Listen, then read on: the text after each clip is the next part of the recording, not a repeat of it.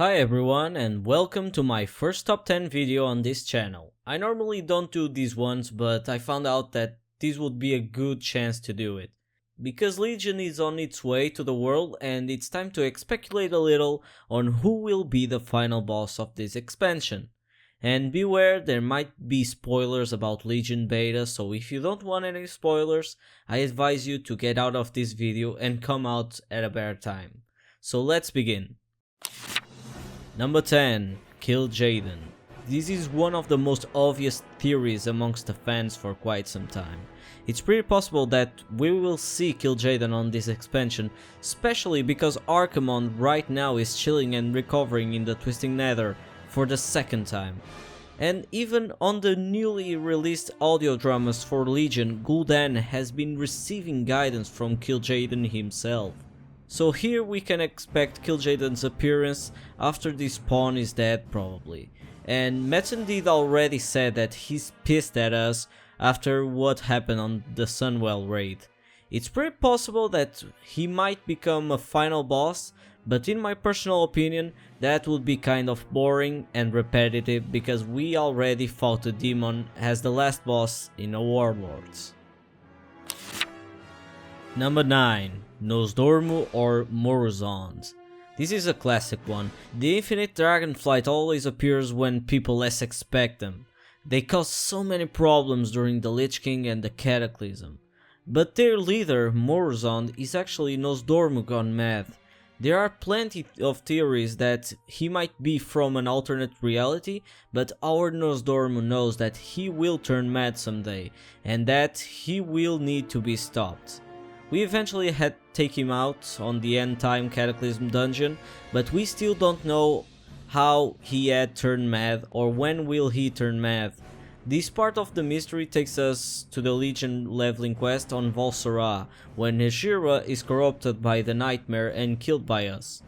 But put yourself on Nosdormu's shoes here. He lost his aspect powers, he lost his brother Naltharion aka Deathwing to the Old Gods, he lost his brother Malygos who had turned mad, his sister Alexstrasza has been raped, his sister Hejira corrupted and killed, and he knows that he is fated to turn mad one day. Even some theories suggest that the Time Walking dungeon might be a hint, but I personally don't think so because after all Nosdormu has been through some harsh stuff. Number 8. Jaina Proudmoore, another hero of Azeroth that got blind because of rage, vengeance and pride. Jaina through the lore has been that magical girl that everyone seems to have a crush on, that meets the most powerful people like Aegwynn and Medivh out of nothing, strive to get peace for both factions and many times solve things with only using kind words. But what later happened is that she had to kill her own father to help to keep peace with the Horde, have seen her teacher Kil'thas turn evil, her lover Arthas turn into the Lich King, and saw the Horde that she helped bomb her city. After the bombing, Jaina's anger towards the Horde is quite understandable, but she went full berserk. She tried to flood Orgrimmar. In the end of Mists of Pandaria, she told Varian to destroy and dismantle the Horde there. She got pissed at Khadgar for letting the Horde through the Kirin Tor's tower on Draenor, and now she got pissed because the Council accepted the Horde and the Sun Reaver's back. Now, if you expect me to say that Jaina is a Dreadlord, well, let me tell you that the possibilities aren't zero, but that would also make little sense here. Think, the world is on chaos, with the Legion invading from all sides of the planet. If Jaina was a Dreadlord, she would already have revealed its face, instead of just being pissed about the Kirin Tor. So we were told that she was pissed off and went somewhere which could not be revealed at the moment. My personal theory is that she went back to Kulturas, her father's land, and is now trying to build a state where neither the Alliance or the Horde are welcome. After that she might become corrupted by the Legion itself or by our next candidate. Number 7. N'Zoth. You have to admit that would be a powerful plot twist for the lore and for us to take down the Legion's invasion and then have corrupted Jaina fighting us following the old god's instructions. And then Turn the page to the Naga and Old God expansion. But yet, N'Zoth has potential to be the final boss from Legion. If you remember well, Blizzard said that some Old God stuff might appear. Well, we know that Xavius follows Queen Azshara's orders, and Queen Azshara follows N'Zoth's orders, so we might have here some connections. But why are people theorizing about a major shady character like N'Zoth to be used as final boss of an expansion based on the Burning Legion? Well, if we look back to Mists of Pandaria through here, the final boss visual theme has nothing to do with the initial expansion theme. Like for example, Pandaria is a land where the Battle of the Horde and the Alliance takes place, while the adventurers discover Pandaria and learn lessons with the Pandaren to purge the Shah once and for all. But at the end we got the Siege of Orgrimmar and both factions with politics problems. In Warlords it was supposed to be a savage land filled with wildlife and a hard mix of primal clans with advanced weaponry, and at the end we got the Legion attacking and Archimonte out of nowhere. So it's pretty reasonable that old gods like N'Zoth might pop up on Legion as the final boss. Number 6. Queen Azshara. You've seen this one coming, didn't you? Queen Azshara might follow N'Zoth's orders, but we still don't know if she still holds that liking for Sargeras and the Legion. In the Eye of the Azshara dungeon, we fight the boss named Wrath of Azshara, that seems to hold her image on its chest. And during the Azuna questline, we see the Naga slowly rising off the waters looking for the Pillar of Creation. I know that the theories about the Naga expansions or South Seas are always popping up without the Naga doing anything, but if we read well the quests during the Azuna experience, we might have our head filled with some questions about the Naga's plans. And to add more, during Pandaria, a scroll contained the prediction of what would happen if Garrosh won the war against the world. First it tells about the Legion regaining control of the Dark Portal and invade Azeroth, and then it tells about the Nagas rising up from the sea.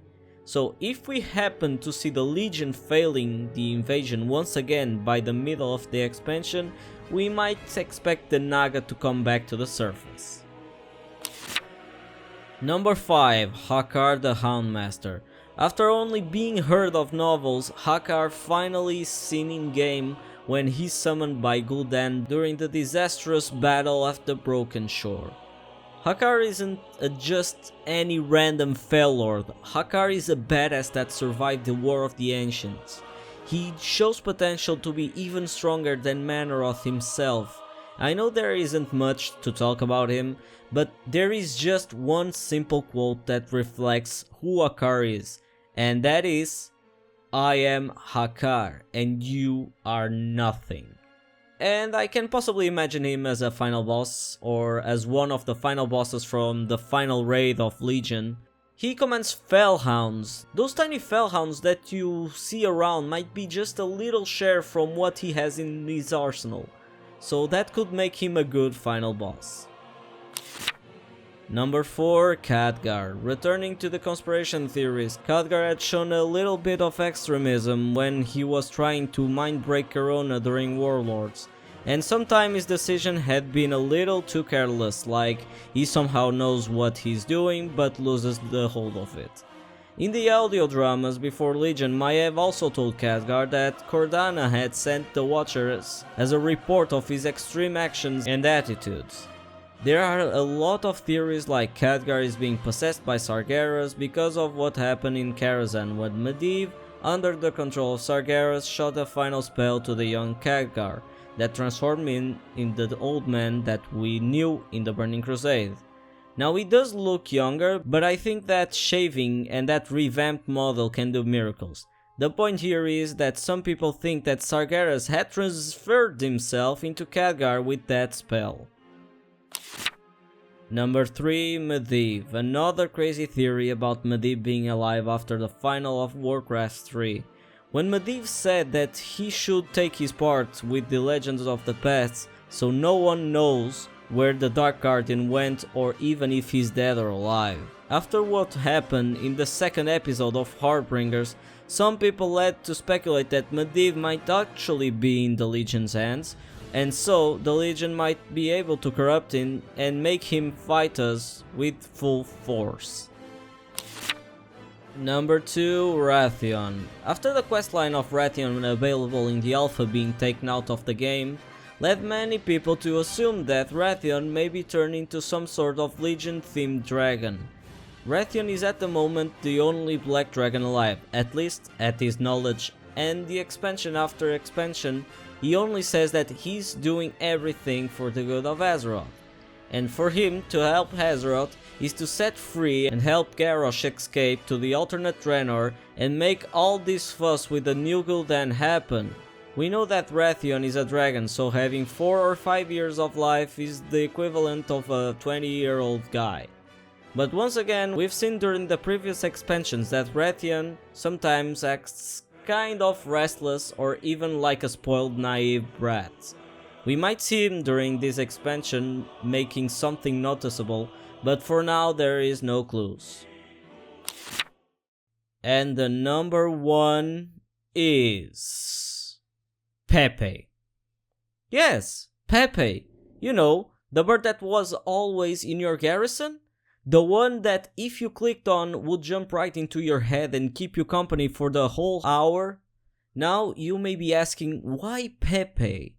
Well, first ask yourself, why would Pepe always appear in your exact garrison in the same tree over and over? Why would he accept to be with you in such a friendly and easy way? Because Pepe is Sargeras. Seriously, look at this little thing, look at his eyes. Eyes of an evil soul, ready to murder you at any instant. Pepe is in your head for a whole hour to watch how you do your stuff, how you fight, how you progress, so that he knows how to destroy you when the time comes. Okay, I'm done kidding now. And the number 1 is the Avatar of Sargeras. It's one of the most suggested answers and at the same time the one that makes the most sense. Because I don't see us entering the Tomb of Sargeras anytime soon. In the beta, if you play a demon hunter, you can safely get to the tomb without being killed in a horrid way from skull level bosses. But when you get close to the throne centrus, you'll receive a debuff and warning you saying that the Legion is with its eyes on you. And if you don't get a little away from it in 5 seconds, you will get insta-killed by some unknown force. But even if you try to enter through its open door, even if the 5 seconds did not pass, you will die right at the entrance. This might be only for game mechanics, but I think that also has to do with the power inside the tomb itself. In fact, we've never seen Sargeras himself. We only have heard his voice when Varimathras died during the siege of the Undercity. So I can imagine a big fight against his avatar that had previously been fought by Adrian together with all the dragonflights in order to only be taken down. You see, Avatar of Sargeras is not Sargeras himself in his full potential. It's a mere drop of his power, a drop that we might achieve to take down. So I hope that you enjoyed this top 10 and I would like to read who do you think that will be the final boss of Legion. If you like this video, be sure to leave a like down below and share it for all your friends. Subscribe to my channel if you want to, and have an awesome one!